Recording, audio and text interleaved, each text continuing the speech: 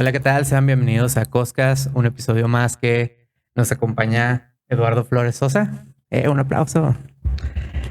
Eduardo, de los primeros que fueron de los que me aceptó una invitación, ¿no?, al podcast y ya, psicologista, tanatólogo, ¿qué más? ¿Qué más? Pues psicólogo, tanatólogo, ahorita estoy estudiando temas contextuales, unas cosillas ahí, pues actualizándome. En general es lo de siempre. Excelente, ya tienes que 8 o 9 años, ¿no?, en tanatología. Como 8 años aproximadamente Sí, trabajando temas de duelo. de duelo. Y es justamente lo que vamos a hablar este episodio, porque fue algo que quedó ahí como muy al aire, ¿no? Ya hablamos de lo que fue tanatología en el episodio Conociendo la Tanatología, que ahí te voy a dejar una tarjetita. Pero empecemos con la pregunta que abre el tema, ¿no? O sea, ¿qué es realmente el duelo? Fíjate que estaba pensando eso ahorita y me atrevería a decir que es una experiencia de vida. Finalmente, mm, podemos evitar como muchas cosas a lo largo de nuestra vida, podemos no caer en temas de adicciones, podemos no caer en temas de violencia, podemos evitar muchas cosas así, pero un duelo no. Mm. No, eso es un tema que está obligado. Finalmente, un duelo es una pérdida significativa y es todo el proceso que vas viviendo a partir de esa pérdida significativa. Y bueno, la vida misma está llena de pérdidas, ¿no? Desde que vamos, desde que nacemos, que vamos creciendo y todo eso es un camino lleno de pérdidas. Entonces, es una experiencia de vida. Finalmente, si estás vivo, tienes, tuviste o vas a tener una pérdida, un proceso de duelo en ese sentido. Y bueno, mucha gente relaciona la tristeza con con el duelo y la pérdida. ¿El duelo tiene que ser triste? No, no necesariamente. El duelo puede ser muchas cosas. El duelo es tan complejo que nos afecta no solo en la parte emocional, inclusive, ¿no? Nos afecta en la forma en la que pensamos, en la forma en la que nos relacionamos con nosotros, con los demás. Es tan complejo el proceso de duelo que inclusive lo puedes llegar a sentir en tu cuerpo, ¿no? Finalmente, hay sensaciones físicas. El tema del corazón roto no es de gratis, ¿no? Finalmente hay personas que mencionan que han sentido este tipo de manifestaciones en el cuerpo. Y bueno, finalmente, pues sí, la tristeza va a ser una emoción que va a estar constantemente, ¿no? O va a ser de las que va a estar mayormente presente, más bien. Pero igual hay muchas emociones o todas las emociones van a intervenir de alguna manera. Este, nos mencionas de que siempre se interviene, de que la pérdida, el, el duelo. ¿El duelo siempre está ligado a la pérdida o puede haber un duelo que no vaya con una pérdida, por ejemplo? No puede. De hecho, eso es una de las principales claves para que haya un proceso de duelo. Si no hay una pérdida significativa, inclusive ese es el elemento importante, una pérdida importante, vaya. Si no existe eso, no hay un proceso de duelo. No puede haber. Finalmente, lo que te duele es que ya no está aquello que te gustaba, que querías. Ok, y hay un proceso, ¿no? Que son, bueno, mucha gente dice que son 5 etapas. Ujú. Las etapas tienen que ser lineales o pueden ser caóticas, rebrujadas. De repente pasar de aceptación a la negación, a la ira. Qué cabrón, ¿verdad? Pero la teoría realmente es de la doctora Elizabeth Kubler-Ross, ese modelo de etapas. Finalmente ella nunca menciona que el proceso tiene que ser lineal, pero al momento de llamarle etapas y prácticamente ponerlas de manera secuenciada o bueno, dar a la alusión que es una secuencia, pues se malinterpretó mucho en ese sentido. Pero no, fíjate que no. De hecho, últimamente el tema del duelo, ni siquiera quienes trabajamos con ese tema, Elizabeth Kubler-Ross, aunque es una referente, vaya, finalmente ya no se usa tanto ese modelo. Ya hay otros modelos que lo manejan como tareas. Y son tareas más interesantes, ¿no? Nos habla de aceptar la realidad de la pérdida, de trabajar el dolor y las emociones, nos habla también de adaptarnos a este nuevo estilo de vida y finalmente recolocar. Esto quiere decir, primero es entenderlo Ujú. Cuando lo entiendes, te duele y te duele un chorro. ¿Se pueden decir más aéreas? Sí, claro. O sea, Se puede doler un es un chingo. espacio libre, es un espacio libre, Se ¿eh? puede doler un chingo. Y en lo que estás como lidiando con todo ese dolor, te estás adaptando, ¿no? A este nuevo mundo, a esta nueva realidad, a esta nueva forma de ser. Porque a veces cuando pierdes a alguien, cambia tu forma de ser, o sea, cambia tu identidad en muchos sentidos. Y bueno, finalmente cuando vas logrando cumplir como con todas esas tareas, pues viene la última parte, ¿no? Que es la parte de la integración. Ahí es donde ya normalmente recuerdas a tus seres queridos Ujú. o a tus personas desde otra perspectiva. Por ejemplo, una escena que me llama mucho la atención para explicar eso es la del Rey León. No sé si hayas visto la escena donde van caminando este Simba, que no sabe qué decisión tomarnos, si quedarse en Hakuna Matata por siempre o ir a regresar a luchar, ¿no? Con su tío. Entonces voltea a ver el agua y ya es que se voltea a ver y lo que ve no es su reflejo, sino a su papá.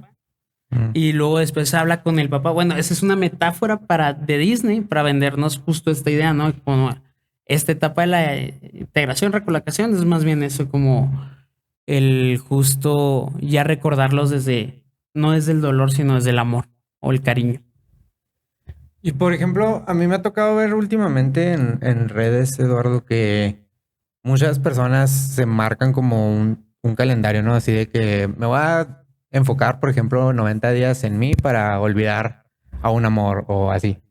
El duelo tiene como un periodo de tiempo donde puedes decir, este duelo es lo que es y si es sano o es malo. El tiempo sí es un indicador. O sea, hay personas que piensan que el tiempo lo cura todo, por ejemplo, y hay personas que dicen que no. Eso es algo que me gusta mucho hablar a mí en este tema. Finalmente, es una duda que existe, ¿no? El tiempo puede llegar a ser muy engañoso porque realmente lo que importa no es el tiempo en sí, sino lo que nosotros vamos haciendo con ese tiempo. O sea, bueno, finalmente sí, la mayoría de las cosas que tú haces para lidiar con tus emociones es como evitarlo, no vivirlo, no contactar con esas cosas, pues finalmente esto va haciendo que el proceso pueda ser mucho más largo Ujú. y eso puede llegar a ser como algo complicado, pero no necesariamente. Finalmente son muchos los elementos que hacen que un duelo se vaya a hacer más complicado que otro. Bueno, ya hablamos como por encimita de lo que vendría siendo como que lo ideal, ¿no? Pero, ¿qué pasa cuando, por ejemplo, el duelo ya empieza a manifestarse en lo físicamente, que ya pasa a ser algo sumamente negativo y pesado, por ejemplo, de llevar?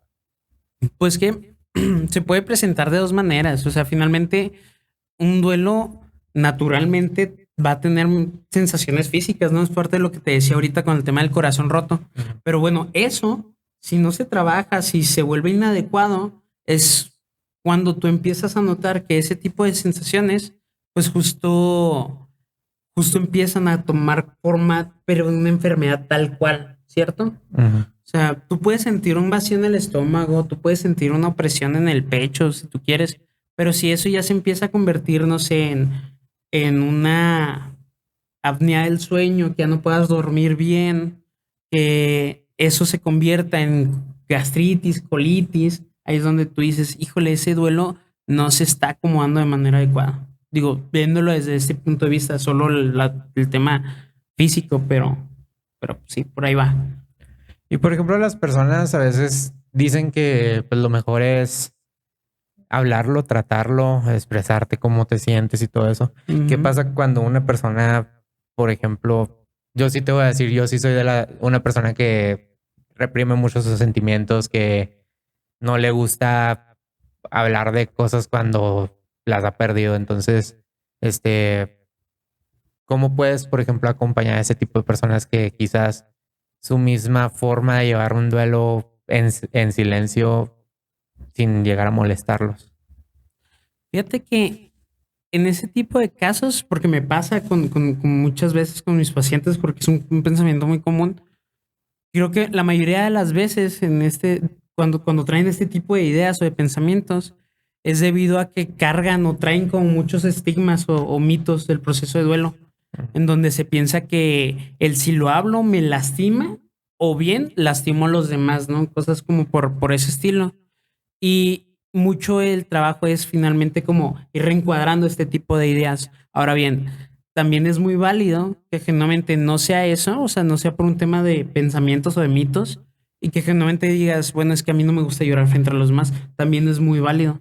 Pero mm, no quiere decir que no tengas que expresarlo de alguna otra manera. ¿Sí me explico? Ujú. Hay veces que el solo estar viendo una película es una forma de expresar el duelo. A veces escuchar canciones y llorar junto con ellas es una forma de expresarlo. A veces el solo dibujar, el escribir, el bailar, el hacer cosas es una forma de expresar. Hasta ver ciertos recuerdos, ¿no? Ciertas memorias. Entonces, no necesariamente tienes que llorar o no necesariamente tienes que hablarlo, pero sí lo tienes que expresar. No sé si me estoy dando a entender. Sí, claro, o sea, cada quien, es como el arte, ¿no? O sea, el arte hay muchas formas de expresar Exacto. lo que viene siendo el arte. Justo, ándale. Esa es una de las cosas con las que lo suelo comparar mucho, ¿no? El tema del duelo es muy parecido al arte.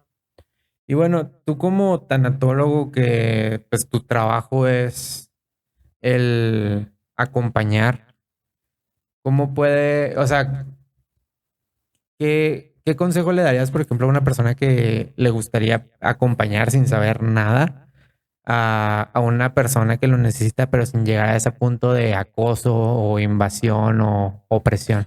Pero ¿qué le diría de que qué le diría para que él aprenda a acompañar o como para que se prepare para?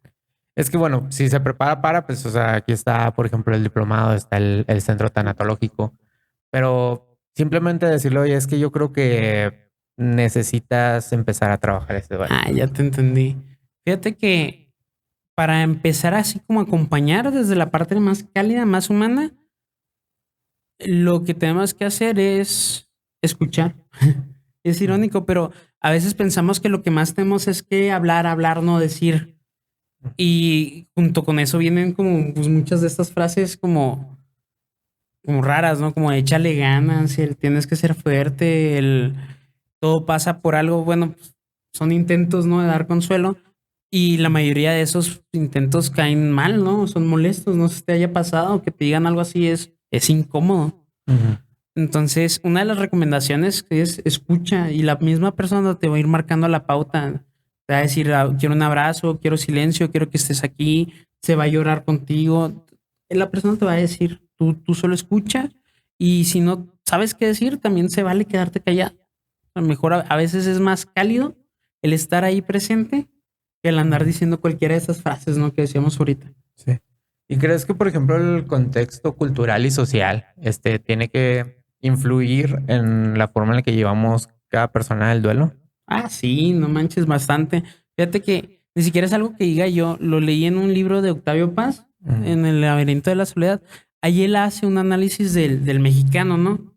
Y él dice que el hombre mexicano tiene esta característica muy particular que, bueno, ni tan particular, lo suelen como compartir muchos países como latinoamericanos o en Ujú. general. El tema es que dicen, el hombre mexicano socialmente no está bien visto que demuestre la tristeza o que exprese Ujú. la tristeza. ¿Cuándo es el único momento en el que lo suelen como permitir este tipo de expresiones? Es en un bar.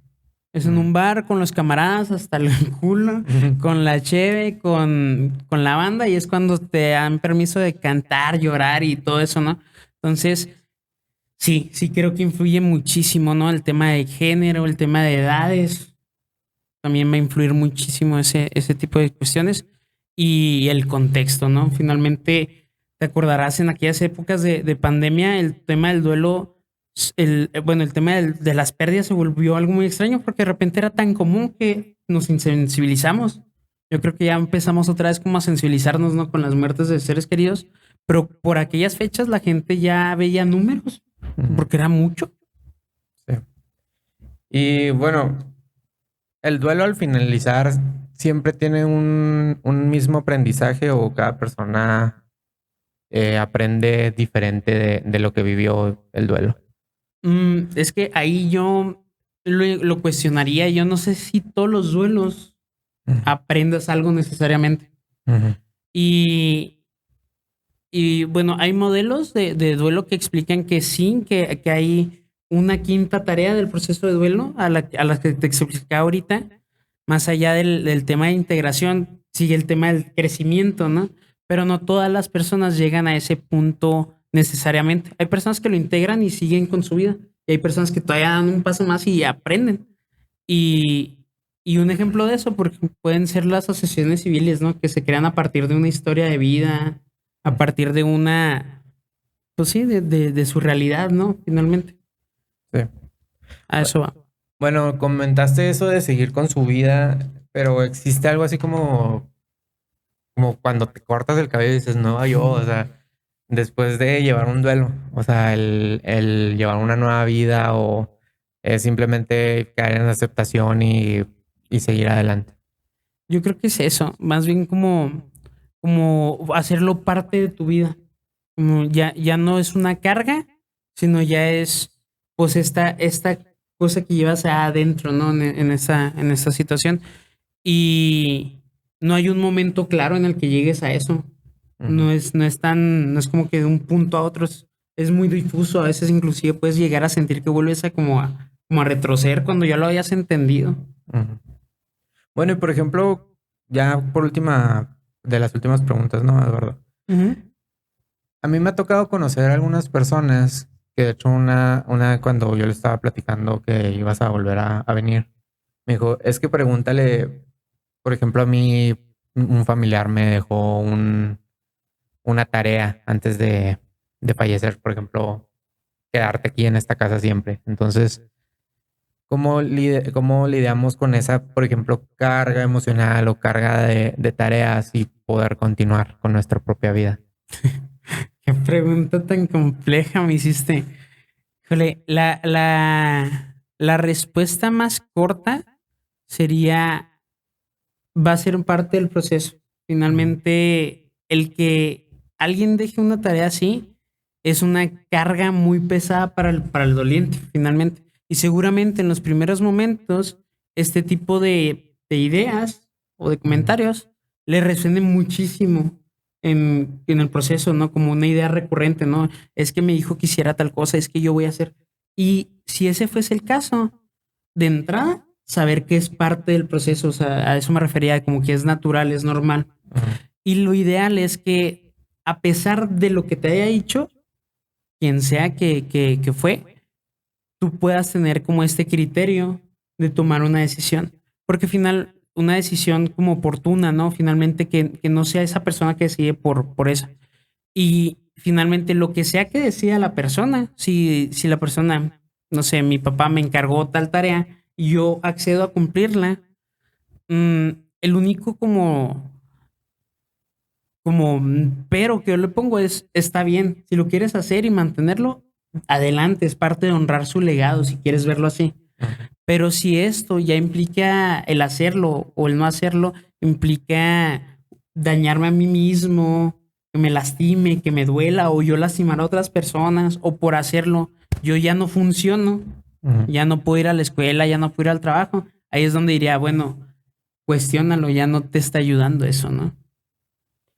Y bueno, y por última pregunta, tú que ya te has enfocado tanto tiempo en esto, eh, ¿lo consideras como algo bueno para ti? O sea, ¿sientes que si tuvieras oportunidad de regresar al pasado y decirle al Eduardo de hace 10 años, oye, ahora estoy haciendo esto, el Eduardo diría, ah, Simón, o no?